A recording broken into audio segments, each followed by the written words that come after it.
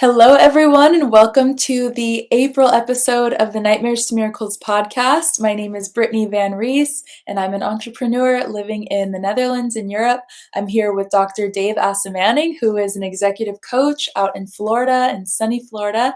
And together we come here every month and talk about miracle mindsets, which is Dave's area of specialties as an executive coach. So we usually do a lesson from A Course in Miracles. Dave breaks it down point by point, and we wrap it up with like a nice call to action and how you can apply this lesson to your life, you guys watching. So, Dave, why don't you open us up by telling us a little bit more about what you do, and you probably have some really insightful life stories to give us this month as you've been doing this year. So, thanks.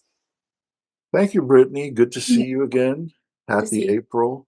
And Mm-hmm. also to our listeners and viewers and readers, we're glad you're with us. We love working with you and love your feedback and your input. So yeah, and thank you for teeing that up. You're just always so insightful about the little tweaks and additions. So I am an executive coach and live in Florida, about an hour north of Palm Beach. We were just talking about Jupiter, where some of the well-known celebrities live. That's about 40 minutes from where I am. Celine Dion, Michael Jordan, Tiger Woods. We'll get into Tiger Woods a little bit more later into the call. But yeah, so I work with leaders, people running things, people building things. And over the last several years, I've migrated more robustly into working with wealthy clients and what the needs are that particularly wealthy driven leaders have. And so really enjoy that work. A long time ago, somebody trolled me online about, well, why are you working with ultra high net worth people? And I was like, well, um, they're already rich and they're selfish and they're greedy and they're this and that. I'm like, oh, no, no, no. I just have the utmost respect for them in general and for the ones who will work with me, because we can talk about softer, gentler approaches to their own lives, which then spread out to the enormous numbers of people they influence. So, um, specifically, the work entails a business component of it, which is mostly about setting strategic goals. You want to get to, in your business, uh, $10 million in revenue in the next 2 to 3 years, or $100 million, or $1 billion, whatever the metric is for the business in terms of revenue, and then also personal wealth. I want to get to $100 million in wealth, $200 million, $40 million, whatever it is. So we set those metrics, and they have a somebody helping, myself helping them to stay on track. It's like the metric that's put into the GPS. I have 100 miles to travel, and so on and so forth. And so we do that part. And then we have a more personal component, which has to do with health, wealth, love, and enlightenment. You'll see, Brittany, you've done nice intros and outros on these things in our videos. It's beautiful. So that's a holistic focus. So some clients will have serious health problems for themselves or friends or family. Or in spite of their enormous wealth, they'll still have money concerns. Um, or love, romantic relationship concerns, or their bigger circle of love. You're just trying to get along with adult children who have expectations for the money they're going to get, when they're going to get it, and things like that. It's just a million different things. And then finally, enlightenment, which really has to do with the principles we teach in Miracle Mindset here and coach on and talk about. So that's at one level the work. And then to your point, Brittany, introducing something that's a little bit more personal each time as to why I'm on this path I'm on. So today's snapshot is from when I had my spiritual awakening. I call my spiritual awakening in December of 1980. So I was a senior in college, and I was home from uh, the East Coast to Columbus, Ohio, with my mom. One of the last times I was going to spend that type of quality time with my mom and my sisters as a family. And I was reading one sunny, wintry day. It was cold, there was snow. I was reading a book called Transactional Analysis. Oh, it's actually games people play. was the name of the book, but it talks about transactional analysis. And I was reading, I just all of a sudden had this sense of my mind opening up into, and words fail me here, but it was opening up into infinity. And I was like, whoa, what's happening to me? Did I do some kind of bad drug? What's going on here? And then I all of a sudden just fell into this state of complete and utter joy and perfection. I was like, oh, I get what eternal life is about. I totally understand what Jesus, Buddha, all of them were teaching. I get it. I totally, totally. And I went to my mom and I was like, she was cooking in the kitchen. And I said, do you see it? Do you feel it? And she was like, okay, get away from me. You're kind of crazy right now. And I was on fire. I was like, wow, all my problems, everything is solved. So I didn't know what to do with myself, and I went out into the snow, and I went to the little shopping plaza next to us, and I went and watched the Dolly Parton movie called 9 to 5. And it's just I went into the theater and watched the movie, and I was like, I understood the movie like on a whole different level than I had ever understood everything. I understood my whole life. Anyway, so that was my spiritual awakening. And I'll just add a quick note and then turn it over to you, Brittany, for anything you want to react to, or parallel experiences you might have had. But and in our audience too, if anybody's had something similar they want to comment on. But I so I went back to school, went back to college my senior year, the last semester of my senior year, and I had no idea what I wanted to do. Go to law school, go to med school, go to grad school. They all looked really appealing based on this epiphany I had had. They could all lead to something. And I decided that I was going to give myself some time to explore Hinduism and Buddhism and Christianity and Judaism. I wasn't particularly religious at this point.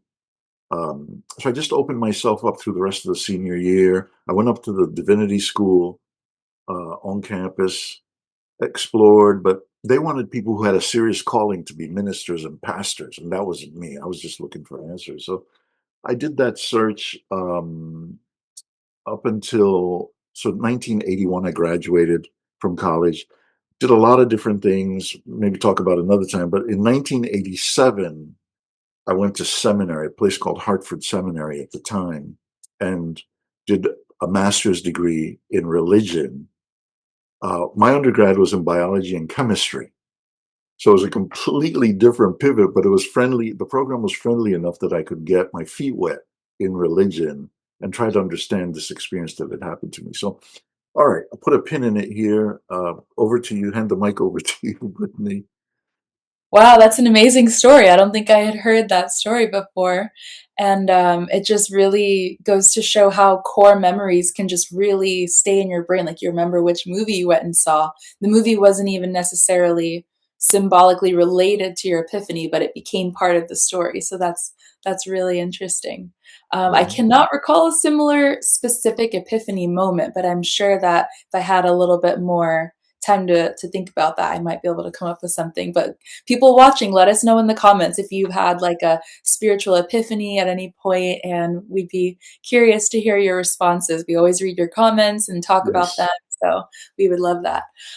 That's great. Yeah, I can think of one moment, but in retrospect, it was a little bit distorted. So coming out of church Sunday, I went my church was on Hollywood Boulevard. I Okay. walked out of church, walked down Hollywood Boulevard, and felt compelled to get a cross tattoo. So Oh, that was not something I would do today. But I remember in that wow. moment feeling so on fire about God that I was like, I'm getting a cross tattoo today. And it was just kind of ironic that it's something that is probably not supposed to be done in the Bible, according to your body's a temple and all that. So yeah, my dad was furious when he saw that. He was like, "What were you thinking?" I was like, "I was thinking I love God." Obviously.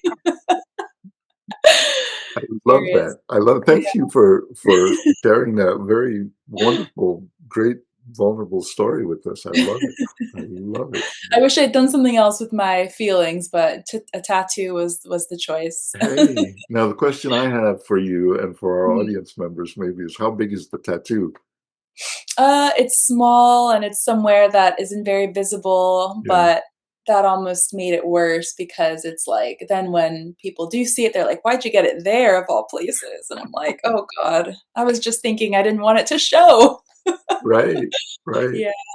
Wow, I love that, Brittany. Thank you so much for that. By Yeah, the way, I was about 20 or something when I yeah, did yeah, that. right. Yeah. All the it's again, not to make nefarious comparisons or anything, but it's like stepping out and going to see 9 to 5 with Dolly Parton. People were like, "What in the world?" You know? Yeah, you It's gotta get on with your day, and then that becomes part of the story, so it's the next natural thing, although it makes no sense really in the bigger scheme of things that, not that what you did doesn't make any sense, but yeah, well, fantastic. I love it. So we'll weave these things in as we go along. The one thing I guess I wanted to say was that the experience gave me a foundation and a push, an impetus Mhm. for everything that came after the long term, Mm. just very long term things that were like, just nothing seemed impossible, really. It's Mhm. like for the spirit or the love of God that I had Mhm. seen or experienced was like, yeah, I'll do anything and go anywhere for that love, Mm. that Mhm. I experienced on that day, which has never, I mean, I've done irresponsible things to kind of quell it or put your light under a bushel, things like that, but it's always there. It's Mm. always been there through everything, all the scary things I've been through. So, anyway, glad that you picked up. This is what I meant earlier, that you picked up on this nuance we've been adding, which is what are the personal anecdotes? And we do this interactively, like we just did. You come up with yours, and I come up with mine. It's just a wonderful experience. So thank you for that. So we're going to shift now to the other miracle part of our dialogue, which we do every time.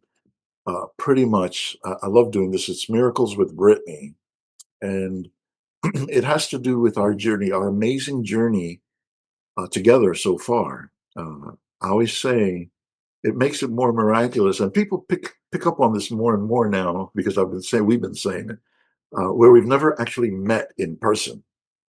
We've been doing all of this using technology across continents uh, over 6 years. We're in our sixth year on the podcast, but we had been working together several years before that. And the way we met was I needed somebody to help me beautify my um, call them handouts, printouts, things that I was using to do very basic teaching and coaching with clients. And I knew that they weren't up to snuff really as I was getting sort of more and more sophisticated clients. And so that was the first project you did for me. And I was just blown away. I was wow. I was like, whoa, that's what you can do. I'm like, okay.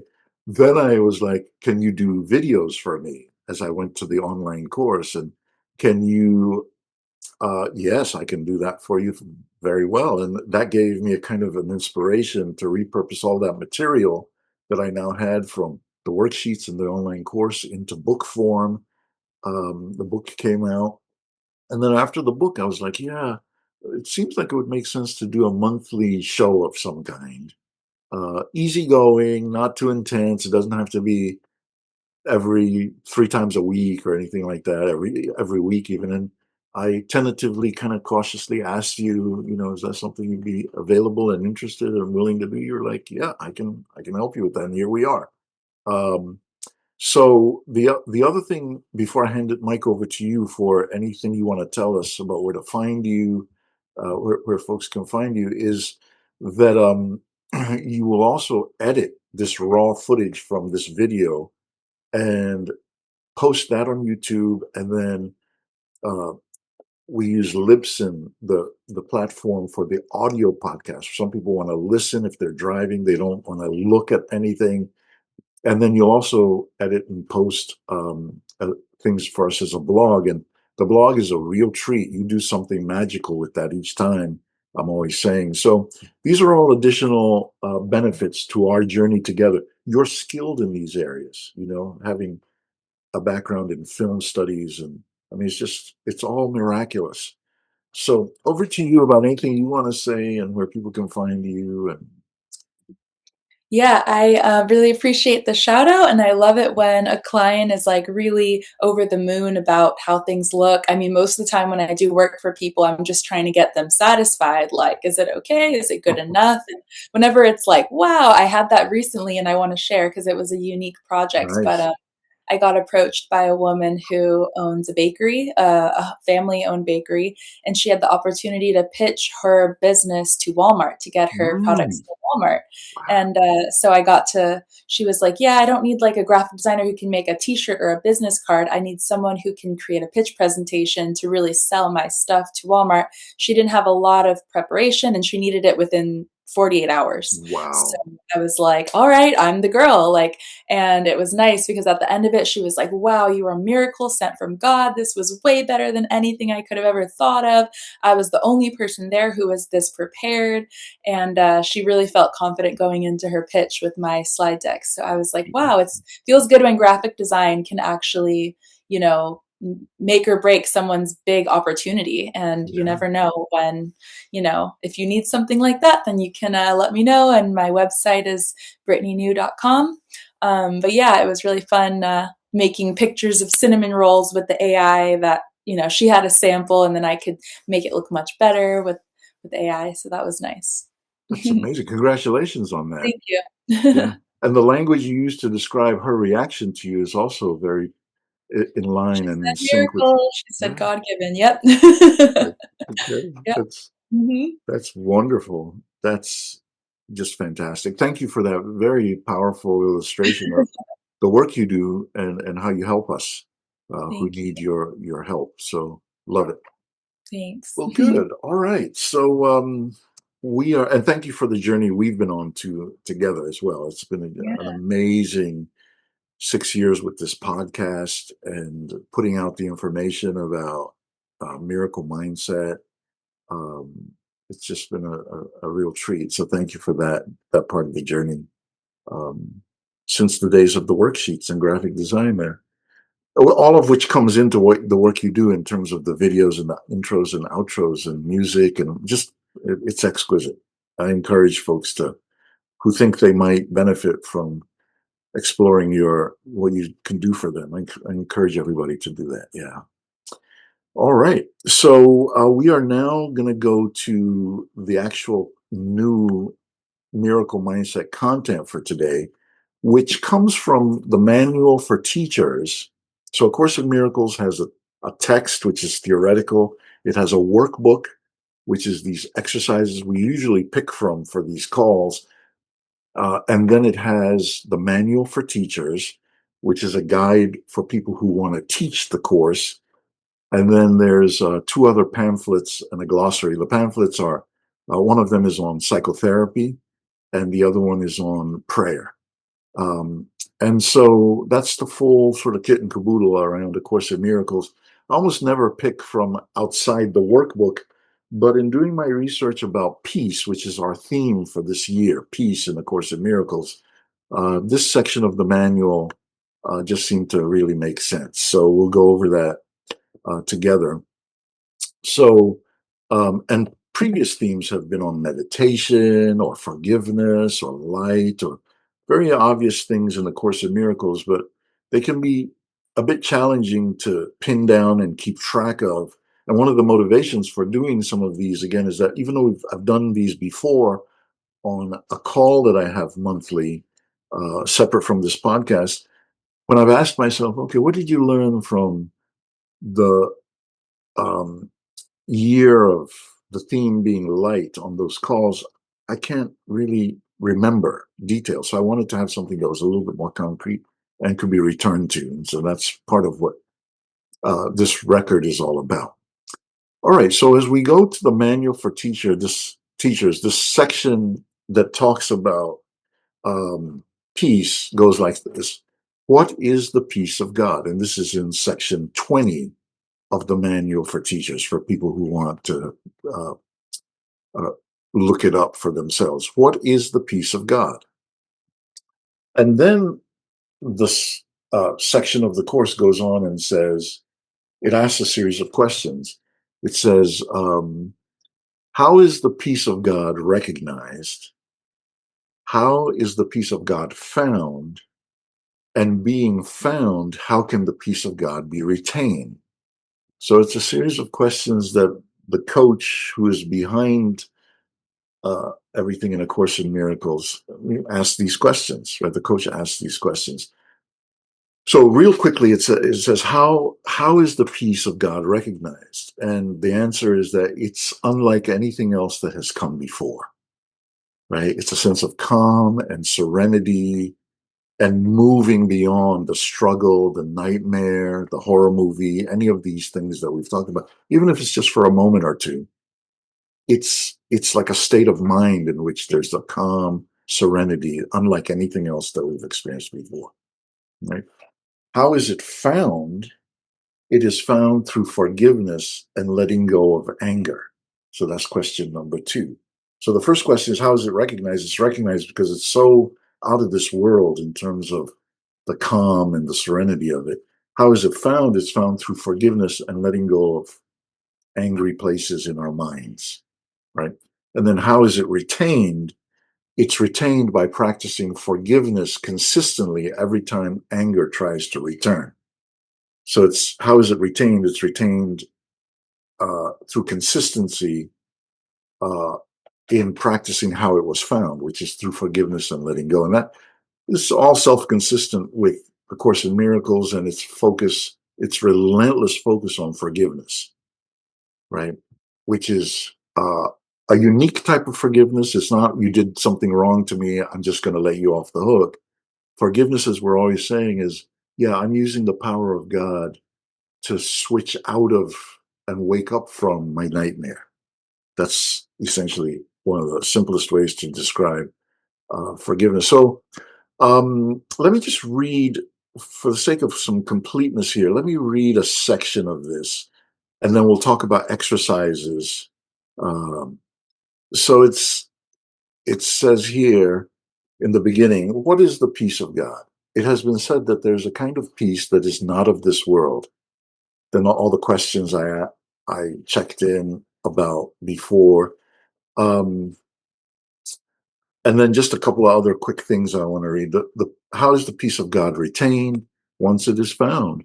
Returning anger in whatever form will drop the heavy curtain once again, and the belief that peace cannot exist will certainly return. War is again accepted as the one reality. Now must you once again lay down your sword, although you do not recognize that you have picked it up again. Beautiful language to describe dropping uh, the drive to war. There's a few other things that are uh, interesting. I'll skip over those for now. We might get back into them in another call on peace. At the very beginning, in the intro to the course, it says, nothing real can be threatened, nothing unreal exists. Herein lies the peace of God, right? And this same idea exists uh, in uh, this part of the manual where it says, forgive the world and you will understand that everything that God created cannot have an end, and nothing he did not create is real. In this one sentence is our course explained. So this seems to be a pretty important idea because it shows up here again, right? Which is that we want to be able to discriminate. Part of being at peace is discriminating between what is real that comes from God and what is unreal, which is part of the nightmare that we should be releasing. And herein lies the peace of God. It says that at the very beginning of the course. I'm like, wow, interesting, very convenient. All right, so that's as much of the theoretical context. The practice, again, there is no practice section in this, uh, but I think it all comes down to how is the peace of God retained, and it's about having a forgiveness practice, right? What are the nightmares we hold on to about ourselves, about other people, what are the traumas, and so on. So I'll put a pin in it here and turn over to you, Brittany, to see if you have any thoughts, and then we'll get to the rest of our program. Yeah, I'm glad that you reiterated this thing about forgiveness because some people might think, oh, who do I have to forgive if I'm just feeling stressed or if I'm just feeling anxious or worried or regret or things like forgiving myself or forgiving circumstances. But you said that forgiveness is basically the laying down of that sword and getting out of the nightmare and getting out of the movie. So it's a different definition of forgiveness than the mainstream definition. So I'm glad you clarified that. Oh, good, good. I'm glad that's helpful. I hold on to that because that's what helps me understand this idea of Mhm, waking up from a nightmare is what mhm, forgiveness is, rather than going deeper into the nightmare and claiming justification for picking up the sword in the nightmare. It's mhm, like, oh, I mhm. want, peace is like completely different from the nightmare to, Right. to talk about how it's recognized and things like Mhm, that. So thanks for amplifying that. And we encourage our audience too. If you have comments, questions, you need greater clarification on anything, we're available through all our different portals to support you. Bless you, bless you. thank you. So, yeah, you're welcome. So we're going to go now to our next section is the things that we look at from the headlines.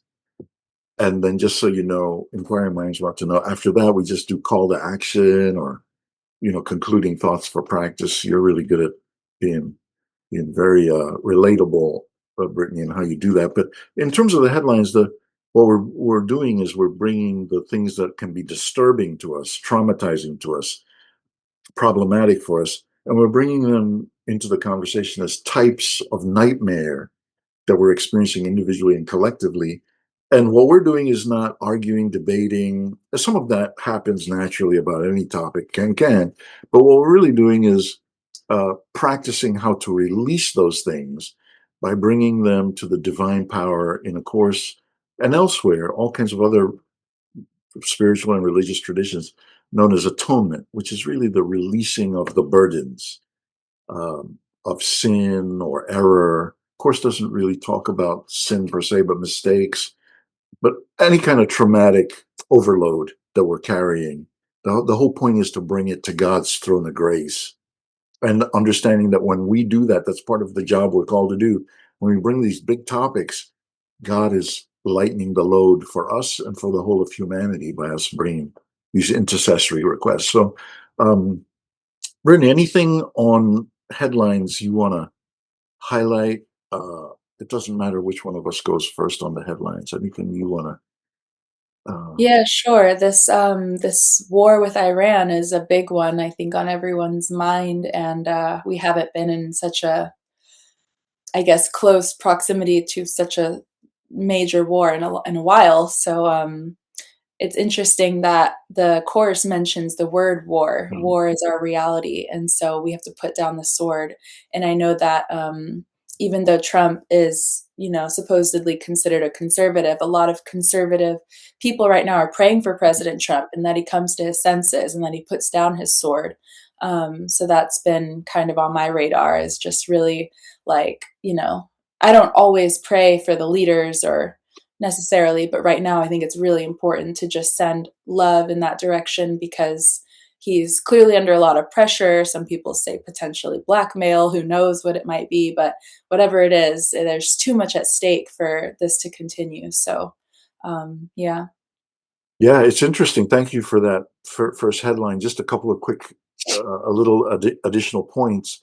Mhm. Uh, People, I don't know whether they're making fun or being sarcastic, but they're like, okay, we need the Strait of Hormuz to be opened up before we can talk about ending the war. And they're like, yeah, but it was open before you started the war.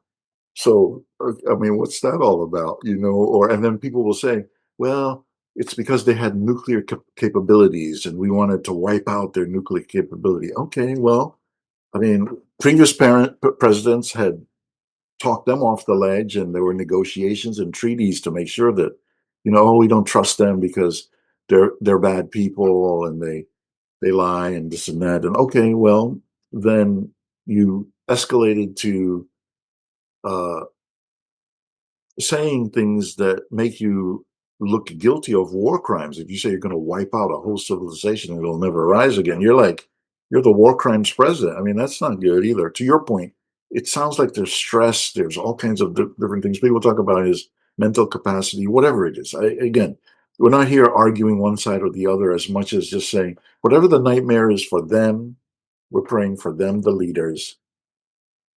We don't want to be complicit ourselves in anything that isn't on the right side of history. We're bringing the whole confusing mess of things to the divine for the divine's intervention, at the end of the day, so that we Exactly. can all drop our swords and all move into greater peace, right?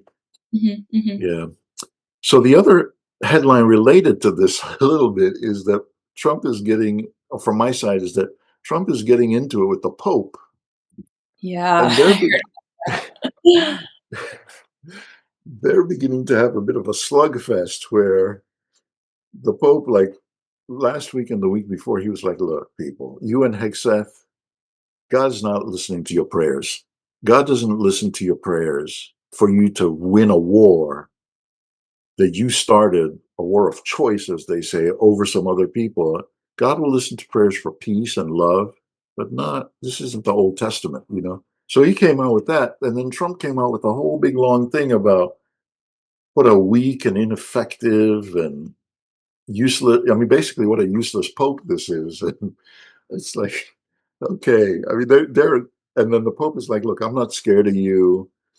My job is to preach the gospel, and it's a gospel of peace, not of the warfare that you guys are appropriating. And it's back and forth. So anyway, we're bringing that whole thing, the Pope and Trump and their whatever's going on there, bringing it to atonement again. I don't know if you have any reactions to that, Brittany, as we go through these, but I'll check. Yeah, I just, when that was brought to my attention, I was also reminded that the Pope is American, so I thought that was kind of ironic that it's a rare American Pope and still gets the worst treatment. Oh, on that point, I just read earlier today, I wasn't even looking for it. I was scrounging around for things to use in this, but Trump says on that point that the Pope would not have been selected if it wasn't for him, Trump, who had made America great again. So Oh, people, interesting. I was like, wow, that guy is crafty, I'm free to take credit for it. Yes, as he takes credit for everything. It's like, wow. It's Mhm. like, I mean, I personally, just truth and disclosure, I don't believe that for 1 second, given how They're not weak. fazed by that kind of stuff in the No, papacy. totally, totally. And again, America's reputation has really suffered around the world, Mm. Mhm. unless you live in some kind of bubble here Mm. where you believe what I consider the lies of people in power or whatever. But I mean, I thought that was really, really smart and crafty, although not believable. You Mm. know. Anyway, not to get into the controversy too deep about it. We're bringing all of that to atonement. Mhm. I don't have to figure it out. It's above my pay grade. It's God's job, Mm. and He's just asking us to surrender. So, and then we have Pam Bondi and Christy Nome before her fired by Trump because they're not delivering whatever it is he wants. In Christy Nome's case, it's not aggressive enough with the numbers of people that ICE is, uh, I guess, sending, deporting. I guess is what it's Mhm. called. And then with Pam Bondi, she wasn't able to bring any of his enemies under real indictment. Mm. The people that he wanted to be punished by um, his attorney general and the Justice Department, which is not what it's there for anyway. But she wasn't effective in doing it. So again, it's he fired her, going to replace her with somebody who's similar, apparently in many ways. But bringing all of those issues and then the Epstein, the ever-present Epstein files, is all part of that. She wasn't able Mm. to shut that down. And people are like, yeah, okay, the Pope, but what about the Epstein files? The the war in Iran. Okay, but what about the Epstein files? Which thing is being generated to distract from which thing? Again, bringing all of that chaos and confusion to atonement for healing and peace for all of us. All right, then I think there's one more main headline that you mentioned to me in our prep before we got on. So over to you, Brittany. Yeah, in your neck of the woods, we've got Tiger Woods. I didn't even mean that. Neck of the woods, Tiger Right Woods. there, you go. Good, No pun good, intended. good. And Good joke. yeah, Tiger Woods flipped his car, some kind of DUI. I didn't actually read too deep into it. I saw that he passed the breathalyzer, which means it was something else, some other kind of substance. Um, you said it was an addictive medication for pain? He's yeah. Again, just following it on the news, Oh, okay, yeah. TV Mhm, news. I just watched little bits and pieces here. There. So yeah. So he oxycodone, those types of very addictive drugs that are pain mhm, for pain relief because of his surgeries and different things. And I think the consensus, the emerging consensus, is that like a lot of people, he's become addicted to the painkillers mhm, because yeah. of the pain in his sport and Mhm, golf and stuff like that. And he tries to keep it all under wraps by not hiring a driver, mhm. but he ends up because Harm he's fearful. Yeah, he's fearful of being exposed in terms of his private life, but then it gets exposed in a much worse. Yeah, it's like so. And on that note, he is a billionaire, so you would think he could get a driver with enough discretion Yeah, for something like that. I mean, people do all kinds of horrible things behind closed doors in front of their helpers, so I don't know yes, why he would right, be an exception. Not that we want that, but right. we'd prefer that than killing people with car accidents, or himself, rather. Good point. Good point all around. And it again, not to be smug or to be condescending about it, but it highlights something, which is that when we try to solve problems on our, which is why we have this whole atonement section, when we try to solve problems on our own as human beings, we end up creating more problems through the law of unintended consequences, Mhm, thinking that we got a strategy that will work mhm, when it's there's so much unrecognized stuff. We don't have any AI that's complex enough to solve a problem with all the variables that are involved, including mhm, our own analytics. And so we end up, lurching into the law of unintended consequences. And I love what you just said, which is we don't want him maiming or killing somebody as this repeats. And people are bringing that up a lot. It's like, okay, he needs severe consequences because if he keeps doing this, somebody's going to end up being severely hurt mhm, from preventable causes, or he could kill himself. We talk about the parade of people, who have lapsed into using some kind of addictive medication. Michael Jackson, Prince, Whitney Houston, mhm, Philip Seymour Hoffman, uh, Janis Joplin from back in the day, Jimi Hendrix. It goes on and on and on.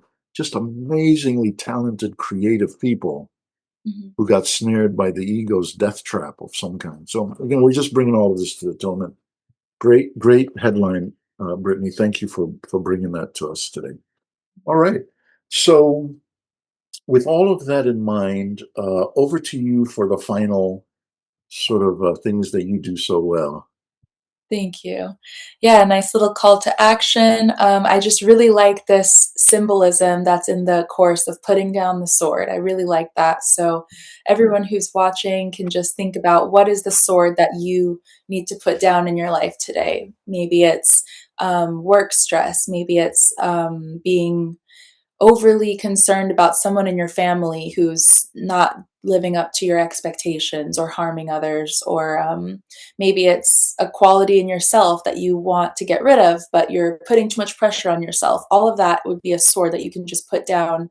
You can just choose to put it down, return back to God's peace, which transcends all understanding. It doesn't make sense, it doesn't crave solutions, it just is. It's just peace, and you can tap into that at any time. So that's the little call to action that I thought of today. And yeah, if I could think of something for myself, because I never want to sound like preachy or anything.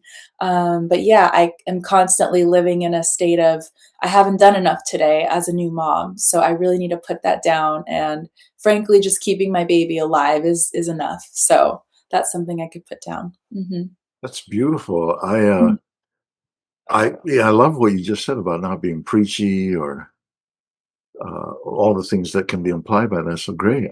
I'm with you on that, and I'm pulling my own thing. I think that for me, if I apply this, it's continuing to really trust in God that even though I work with very alpha types and driven types, and there can be the temptation, sort of like what you were saying now that I'm thinking about it, to feel underperforming or lazy, or that my theme for this year has been divine birthright, so that all the good things can come into a person's life, into my life, not because I'm lazy, but because they're the birthright and they don't depend on how hard I push myself or how hard I work. But they come through the love of God, and things can just show up that need to show up. And I know that that could be controversial and it could be unpopular, but um, I'm experimenting with that personally for the whole year, with very ambitious goals. But it's not like I don't do anything, but most of the heavy lifting is on through the divine, as opposed to the way I used to do things, was just pushing and pushing and pushing real hard. So thank you for that call to action and getting us involved too around it. I love doing that on the fly a little bit there. All right. So this brings us to the end. You'll take us out finally with a verbal outro. But thanks to everyone who joined us, who enjoys these messages, tells us the people who we're grateful for the people who tell us that you enjoy these messages, as we are for those who just enjoy it and don't say anything. We're grateful for all of it. It's really been quite meaningful to hear that you listen to the details of the story. Sometimes some people will mirror back to me, "Oh, you had a coach when you were a kid for playing clarinet. Oh, that's interesting. Okay." Oh, I'm like, "Oh, they really listen to the stuff." So thank you, thank you, thank you, everybody. Brittany, thank you. Good to be with you. Looking forward to our May call already. Yeah, thank you. And they say that storytelling really is a powerful way of communicating. Stories stick to us. We learned that in film school, so definitely keep with the great stories and anecdotes. And thank you again for another great show, Dave. And I'll see you next month. You're very welcome, Brittany. Thank you as well. See you next month. Bye. Looking forward to our audience next month too. Bye, everybody.